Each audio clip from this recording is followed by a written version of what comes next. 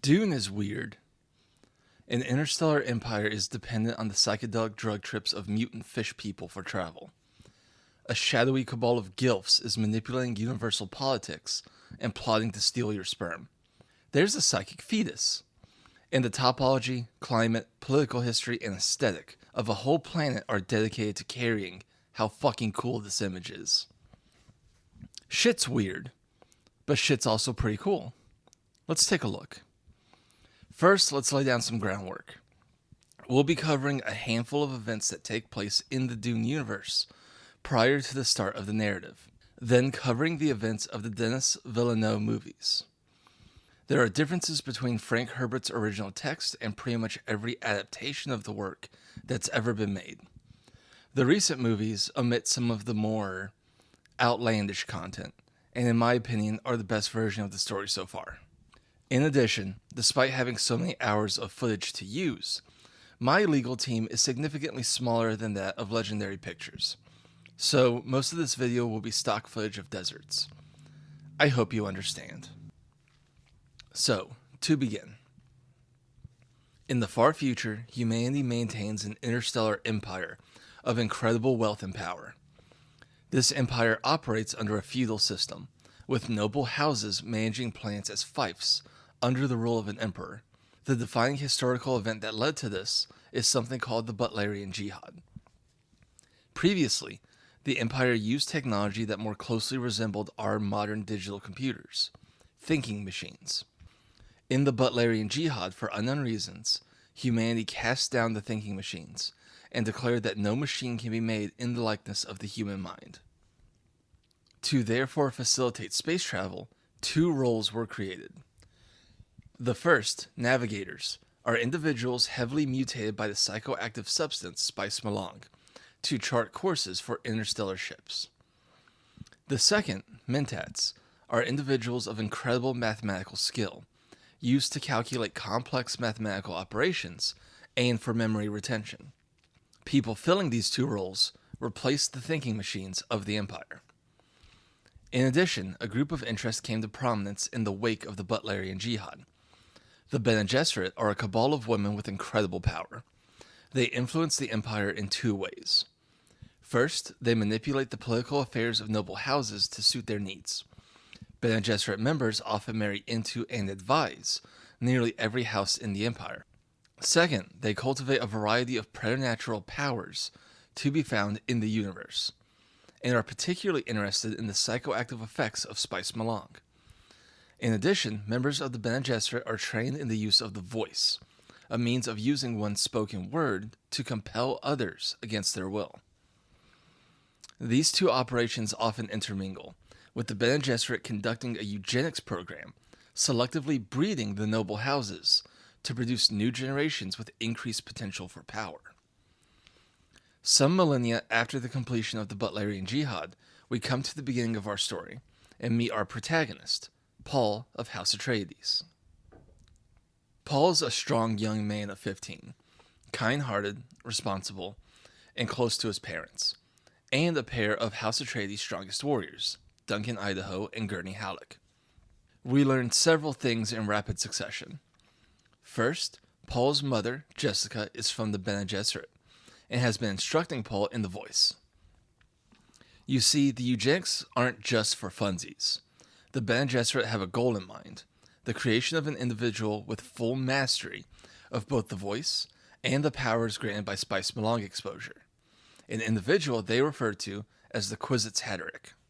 Jessica was meant to have a girl as a part of the eugenics program. However, she had a boy instead, partly out of love for Paul's father, Leto, so that his house could have an heir, and partly out of pride, believing she could give birth to the Kwisatz Haderach, which she believes to be Paul.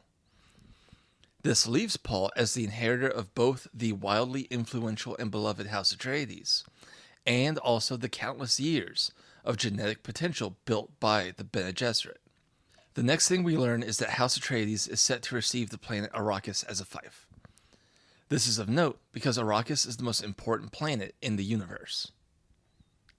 It's a desert world, and home to the sandworms, massive, miles-long megafauna whose life cycle produces spice melange, the substance needed for navigators to operate and facilitate space travel. Whatever house rules Arrakis stands to wield enormous power and responsibility if they can harvest spice at a rate that meets Imperial needs. However, this gift is really a trap. House Carino, the House of the Emperor, is allied in dark conspiracy with House Harkonnen, a long-standing enemy of House Atreides.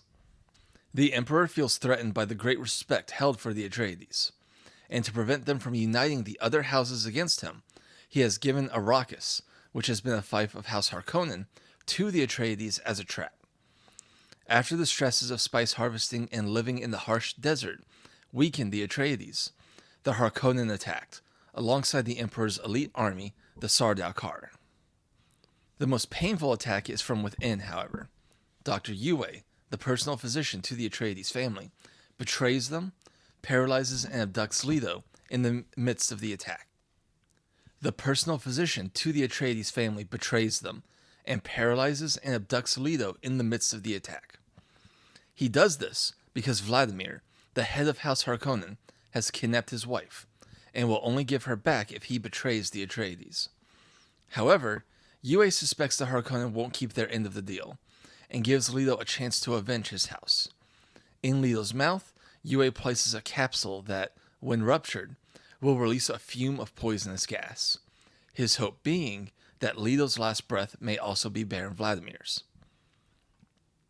When Leto is brought before the Harkonnen, Vladimir rewards Yue's betrayal by killing him with his bare hands. Leto manages to draw him close before springing the trap. However, Vladimir activates his personal kinetic shield first. While the poison grievously harms him, he survives. Cutting away to Jessica and Paul, they are captured by Harkonnen forces. The Bene Gesserit knew full well of the attack, and in exchange for their discretion on the matter, they demand Paul and Jessica be spared, such that their plans for the Kwisatz Haderach won't be set back. The Harkonnen have different plans. Specifically, they plan to leave Paul and Jessica to the cruel mercy of the desert, such that they can maintain plausible deniability in their deaths. However, Paul and Jessica use the voice to overcome their captors, but still crash in the desert. Dr. Yue, still caring for them, stashed survival kits on the ornithopter he knew they would be taken on, and because of this, Paul and Jessica survived long enough to make contact with the Fremen. Let's zoom out for a sec and talk about the Fremen, the natives of Arrakis, and the planet itself. The desert of Arrakis is cruel and unforgiving. It suffers no life that cannot withstand its measure and obey the laws of its ecosystem. The sandworms are the dominant species of Arrakis. They tunnel through the sand, subsisting on microorganisms akin to the way Earth's whales filter feed plankton from the ocean's depths. They're also incredibly sensitive to vibrations on the desert surface, and will hunt down and attack anything that causes a disturbance. The sandworms are also highly allergic to water. Even a small amount can kill the Goliath sandworms. The Fremen have made a living on this planet. They invented still suits, which recycle the moisture of their bodies, like their sweat, to keep them hydrated on a world where water is precious. They developed the sandwalk, a means of walking without rhythm over the sand so as to not draw the ire of the worms. The Fremen have been waging a guerrilla war against the Harkonnen, and the noble house believes them to be weak in number, with only a few thousand on the planet. In truth, there are millions of Fremen. Most simply live in Arrakis' southern hemisphere, below a band of violent sandstorms that split the planet in half, where most of the Imperium believes Arrakis to be uninhabitable. The Bene Gesserit are also closely tied to the Fremen. You see, the Sisterhood is very invested in manipulating the local populations of planets under the Imperium's rule. They infiltrate these populations and manipulate their local culture and religion to suit their needs. This, again, is preparation for the Kwisatz Haderach.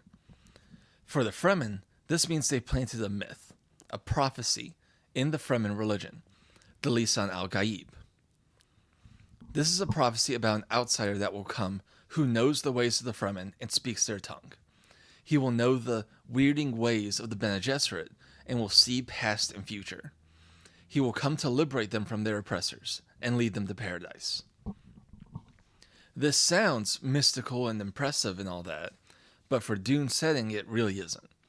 The Bene Gesserit are masters of the voice, and through their eugenics, products of their experiments like Paul are especially sensitive to Spice Malong's psychoactive effects related to ancestral memory. The very reason the Bene Gesserit is made of only women is that upon becoming Reverend Mothers, the highest level of authority in the order, they receive the memories of every ancestor they had in their chromosomes. Women with their XX chromosomes will only receive the memories of their female ancestors, while men with their XY chromosomes would receive the memories of all of their ancestors, which is enough raw data to fry a human brain. Part of what will make the Kwisatz Haderach so special is that he'll have so many memories, on top of powerful future sight, seeing functionally everything both forward and backward, and easily meeting the prophecy of the Lisan al-Gaib to manipulate the Fremen. Bringing things back to the narrative, with Jessica and Paul at the mercy of the Fremen scout party that found them. Stilgar, their leader, is mildly sympathetic to their plight, and suspects Paul may be the Lisan al-Gaib, but dismisses Jessica as not worth saving. When she kicks his ass, he retracts this sentiment and agrees to take them both. However, in this fight, Paul briefly scuffles with a Fremen warrior named Jamis, embarrassing him. Jamis was against saving them to begin with, and to save his pride, he challenges Paul to a duel. Jamis is an experienced Fremen warrior, but Paul was trained by two of the most talented warriors in the galaxy and can see the future. The poor bastard never really stood a chance. Despite having roughly 5 minutes of screen time, Jamis is actually fairly important. Prior to the fam making a violent interaction with the ship for House Atreides, Paul had some very vague visions about Jamis, about how he was a friend that would show Paul the ways of the Fremen. And in a way, he is. He demonstrates several facets of the Fremen, that they're distrusting of outsiders, despite most believing in a prophecy about an outsider coming to save them, that they're capable and proud warriors, and just how much the Fremen value water, with preserving Jamis's body and bringing it home so that it can be desiccated and his water won't be left to waste, a top priority of the party. With the duel with Jamis concluded and a place among the Fremen secured, Paul and Jessica make their way to safety.